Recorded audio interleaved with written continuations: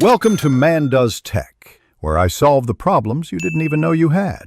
Open the box and identify the Kraken 360 headset, a USB-C cable, 5mm adapter, and quick start guide.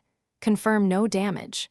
Fit the ear cups to the headband by aligning the two locating pins and pressing until you feel a click on each side. Check the microphone boom snaps into the left cup and rotates 90 degrees for mute. Plug the USB-C cable into the headset and a free USB-A or USB-C port on your PC, using a 1-meter extension if the port is hard to reach. Open a browser and download Razer Synapse.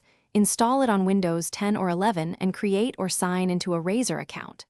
After installation, plug the headset and allow Synapse to detect hardware. Accept driver installation prompts to register the Kraken 360. When Synapse reports a firmware update, start it and do not unplug the headset. Updates usually take 3 to 5 minutes. After firmware completes, enable 360 audio and any virtual surround or Dolby options in Synapse. Then restart the app to apply settings. In Windows sound settings, choose the Kraken 360 as both output and input device.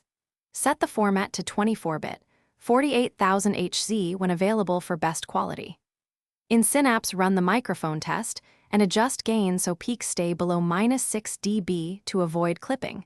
Enable side tone at 10 to 20% if you need to monitor your voice. Fine-tune audio using Synapse EQ presets or create a custom profile.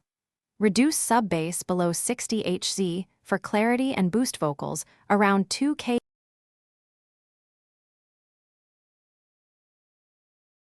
Thanks for watching.